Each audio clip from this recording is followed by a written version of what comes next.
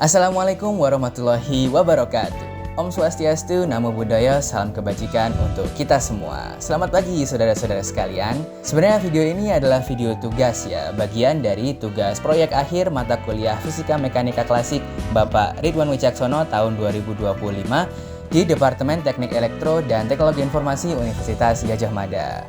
Saya Zafroni Fikri Al-Fata dari TIF 25 mewakili teman-teman saya dari kelompok 8, Awalia Sabrina dari TB22, Rizkita Alisha Ramadari dari TIF 22, Andre Christian Manurung dari TIF 25, Jessica Briliani dari TIF 25, dan berikut adalah proyek fisika kami tentang Momentum Analysis of Marble Collision by Real World Simulation using a Precision Collider. Namun sebelum kami mulai, berikut adalah overview singkat mengenai proyek kami. Dalam proyek ini, kami diminta untuk menciptakan sebuah maket yang nantinya akan digunakan untuk mensimulasikan pergerakan sebuah kelereng yang menabrak benda-benda tertentu, di mana kami akan menganalisis momentum dari peristiwa tersebut. Maket yang kami ciptakan terdiri dari dua level incline, yang mana bola kelereng akan dilepaskan pada level teratas, menggelinding karena kemiringan incline, dan terus berjalan sampai menabrak benda pada collision zone di akhir incline kedua. Total terdapat 4 kasus berbeda yang harus kami uji, yaitu tabrakan kelereng dengan kelereng, kelereng dengan pingpong, kelereng dengan 2 buah kelereng, dan kelereng dengan 1 buah kelereng dan 1 buah pingpong. Dalam proyek ini, kami memerlukan beberapa alat dan bahan, diantaranya kardus bekas, cutter, gunting, penggaris, pensil, penghapus, lem tembak, lakban, double tape, bujur derajat, timbangan digital, spidol warna, kertas HVS, 3 kelereng kaca identik, 1 bola pingpong, kamera slow motion, dan 1 buah tripod. Alat dan bahan inilah yang nantinya akan kami gunakan untuk menciptakan maket simulasi kami serta menjalankan simulasi dan menganalisis hasil dari simulasi kami. Untuk mempermudah penyampaian informasi, video ini akan dibagi menjadi beberapa bagian yang membahas secara detail proyek kami, mulai dari introduction, planning and 3D modeling, using the track, data analysis, dan terakhir conclusion. Bagi teman-teman yang ingin mengakses bagian tertentu pada video ini, dapat menggunakan timestamp yang terdapat di deskripsi video. Namun, dengan ini berakhirlah bagian introduction dari video ini dan kita akan lanjut ke tahap planning and 3D modeling. Sebelum kami menciptakan maket kami secara nyata, kami menciptakan 3D modelnya terlebih dahulu menggunakan software 3D modeling Blender. Pada model ini, kami menciptakan maket yang terdiri dari beberapa level. Yang pertama yaitu starting platform, tempat penaruh bola yang akan menggelinding. Dilanjutkan incline pertama, kemudian platform untuk tabrakan dengan dinding, dan dilanjutkan incline terakhir, di mana pada ujung incline kedua ini akan diletakkan benda yang ditabrak oleh bola kelereng. Dalam keterangan proyek ini, kami diberi ukuran maksimal 60 x 40 x 30 cm. Tetapi kami rasa maket kami tidak perlu memiliki ukuran sebesar ini, sehingga kami menggunakan ukuran setengah dari ukuran maksimal, yaitu dengan panjang 30 cm, lebar 20 cm, dan tinggi 15 cm untuk kotak luar atau bodi dari maket kami. Starting platform memiliki ukuran 5 cm x 5 cm dan tinggi 10 cm dari lantai. Dari starting platform ini, terdapat incline 1 dengan panjang 20 cm dan lebar 5 cm, serta menyambungkan starting platform dengan second platform dengan ukuran yang sama dengan starting platform. Second platform memiliki tinggi 7 cm dari tanah, sehingga kita bisa menggunakan trigonometri sederhana untuk menemukan sudut incline 1, yaitu sekitar 8 derajat. Pada second platform, bola kelereng akan bertabrakan dengan dinding, kemudian turun melalui incline 2 dengan panjang 9,74 cm dan berhenti tepat 5 cm dari ujung maket. Maka dengan metode yang sama yang kita gunakan untuk mencari sudut incline 1, kita dapat mencari sudut incline 2 yaitu sekitar 35 derajat. Seperti itulah dimensi dari model yang kami ciptakan untuk maket kami. Pada tanggal 17 Desember 2025, kami berkumpul untuk menciptakan maket asli kami berdasarkan model yang sudah kami ciptakan di Blender. Kami berhasil mereplikasi 3D model kami di dunia nyata dengan maket berdimensi sama persis dengan rancangan 3D model. Mulai dari ukuran body, panjang tiap incline, lebar tiap incline dan platform, serta kemiringan tiap incline semuanya sama dengan 3D model kami dan sesuai dengan rancangan kami. Sebagai tambahan, kami memberi marker warna merah setiap 5 cm pada semua lintasan agar mempermudah analisis kecepatan. Selain itu, semua patahan pada lintasan kami juga kami beri selotip agar lebih smooth dan tidak mengakibatkan pengurangan kecepatan bola yang terlalu besar. Hanya saja, ada satu perbedaan antara 3D model dan maket asli kami. Kami menambahkan collision track sepanjang 20 cm dan lebar 5 cm di akhir collision zone untuk mempermudah analisis momentum nantinya. Detail terkait pengambilan data dan bagaimana collision zone ini dapat mempermudah pengambilan data akan dijelaskan lebih lanjut pada bagian video selanjutnya. Namun pada intinya, collision zone ini akan membantu kami dalam mencari kecepatan bola setelah terjadi tabrakan. Dalam proyek ini, kami diminta untuk menggunakan maket kami untuk menganalisis 4 kasus yang berbeda. Tabrakan kelereng dengan kelereng, tabrakan kelereng dengan pingpong, tabrakan kelereng dengan 2 kelereng, serta tabrakan kelereng dengan kelereng dan pingpong. Untuk setiap kasus, kami mengambil pengambilan data setidaknya 10 kali dan nantinya kami juga akan menganalisis momentum untuk setiap 10 percobaan tersebut. Berikut adalah penjelasan untuk masing-masing kasus. Pada kasus pertama, kelereng akan diletakkan di atas incline 1 dengan posisi ditahan menggunakan penggaris. Kemudian, penggaris akan dilepas untuk membuat bola mulai menggelinding karena kemiringan incline. By the way, kami menggunakan penggaris seperti ini karena apabila kami melepas menggunakan jari seperti biasa, ada kemungkinan jari kami memberi gaya dorongan kecil pada bola dan itu akan membuat perhitungan menjadi tidak akurat. Setelah melalui incline 1, bola kelereng akan menabrak dinding pada second platform dan melanjutkan perjalanan ke incline 2 sebelum menabrak kelereng yang ingin ditabrak. Setelah terjadi tabrakan, kelereng yang menabrak dan kelereng yang ditabrak akan menggelinding bersama-sama melalui collision track.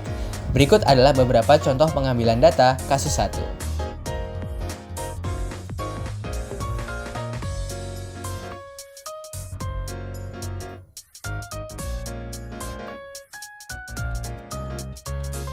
Pada kasus 2, sebetulnya tidak jauh berbeda dengan kasus pertama. Hanya saja bola yang ditabrak bukanlah bola kelereng, melainkan bola pingpong.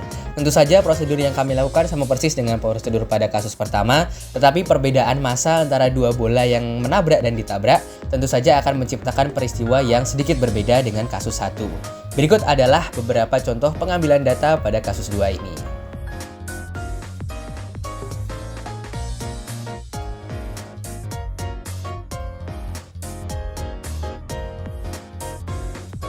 Nah, pada kasus ketiga ada sedikit perbedaan dengan kasus 1 dan 2, yaitu benda yang ditabrak bukan hanya satu benda, melainkan sekarang 2 benda. Pada kasus ini, kelereng akan menabrak 2 kelereng lainnya. 2 kelereng yang ditabrak akan diletakkan di akhir collision track dan kami meletakkan stopper sejauh 5 cm dari ujung collision track. Stopper ini berfungsi sama seperti collision track pada kasus 1 dan 2, yang mana stopper akan membantu kami untuk menentukan kecepatan semua bola setelah terjadi tabrakan dan nantinya juga menentukan distribusi momentum. Namun di luar daripada itu, percobaan masih relatif sama dengan kasus 1 dan 2. Berikut adalah beberapa contoh pengambilan data pada kasus 3.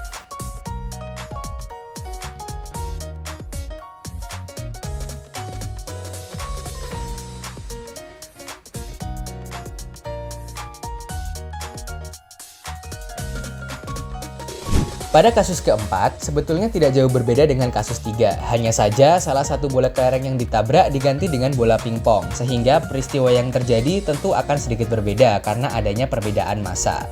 Berikut adalah beberapa contoh pengambilan data dari kasus 4.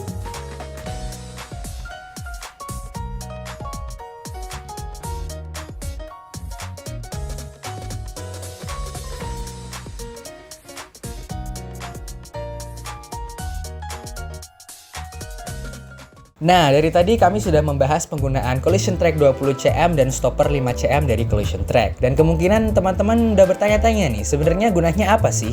Dan bagaimana cara kita menentukan kecepatan bola yang mengelinding?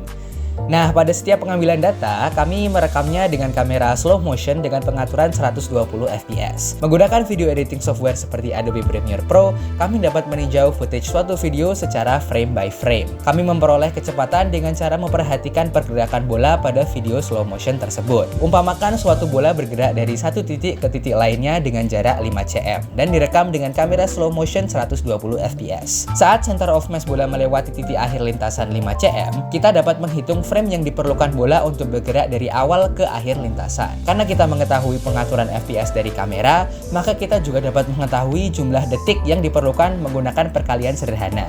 Dan ini menjadi waktu tempuh bola. Karena kita sudah mengetahui jarak lintasan yaitu 5 cm dan waktu tempuh bola, kita tentu saja juga bisa mengetahui kecepatan bola. Prinsip inilah yang kami gunakan untuk menganalisis kecepatan bola setiap pengambilan data. Lalu apa fungsi collision track dan juga stopper?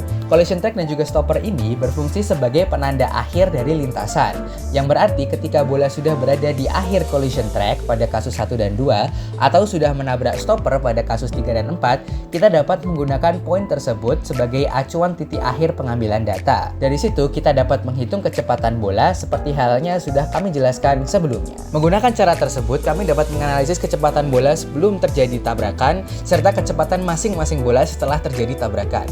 Berikut adalah pemaparan hasil analisis kami untuk 40 kali percobaan yang kami lakukan pada 4 kasus yang berbeda.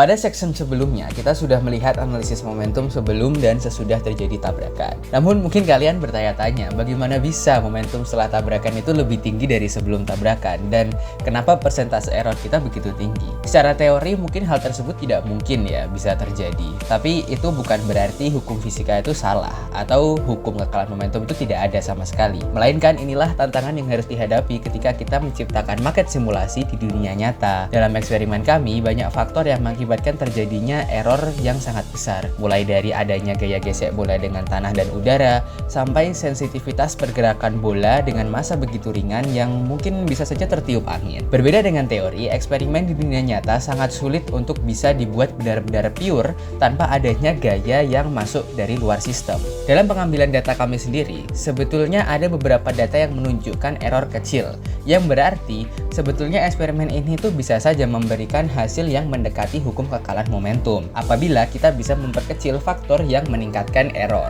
Lalu ada beberapa kesimpulan yang bisa kita tarik dari proyek ini.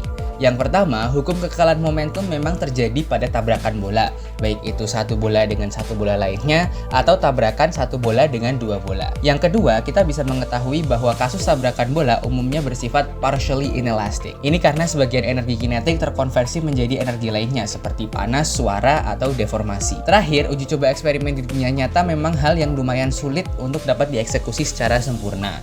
Hal ini dikarenakan mengurangi faktor error seperti gaya gesek, angin, dan semacamnya bukanlah hal yang mudah, dan inilah yang membuat data kita memiliki lumayan banyak error. Namun hal tersebut tidak bisa membuktikan bahwa hukum kekalahan momentum tidaklah ada, melainkan sulit untuk bisa dibuktikan secara nyata karena memerlukan instrumen eksperimen yang lebih sempurna.